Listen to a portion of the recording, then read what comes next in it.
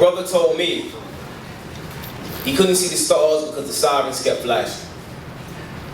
Couldn't hear the voice of God because the guns kept blasting. Couldn't feel love because the cops kept patting him down, asking where he was around 10:30 p.m. last evening. Perceiving him to fit one homicide/genocide suspect description, eyewitnesses say they saw the back of a person dressed in all black, including gloves, boots, and cap to match, fleeing down a dark alley after placing 2 cats into the face of a young black male with all the traits of a drug dealer.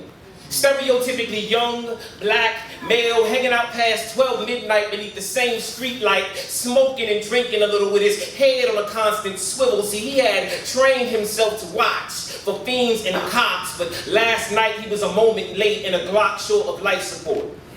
So his light flashed, then the gun flashed, then his face turned to ash and bloody dust before anybody knew what happened.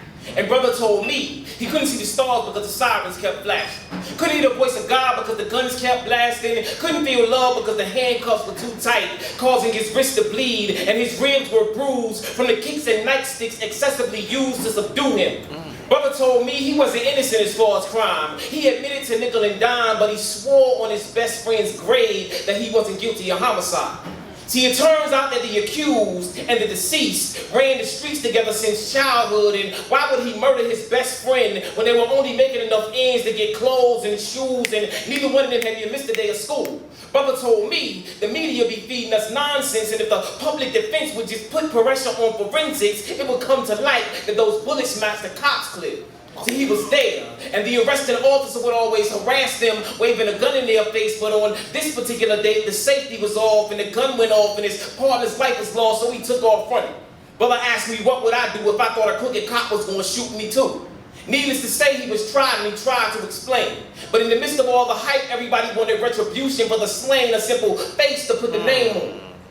And shame on us for putting blind trust in a biased justice system ran by men who rape men, women, and children in the process of building a nation of, for, and by the people. I mean, they did by the people of Africa for next to nothing, then set them free with next to nothing except a map to self-destruction. And we seem to follow directions so well that we marched the freedom trail straight into hell, all while hailing figures who set the bar for Adolf Hitler's blonde hair, blue eye, wipe out all the niggas and spics and sick and Jews, and the world is so confused that we got the 6 o'clock news state of mind, and we can even falsify black on black crime, get headlines based on the simple idea that a cop just couldn't be lying.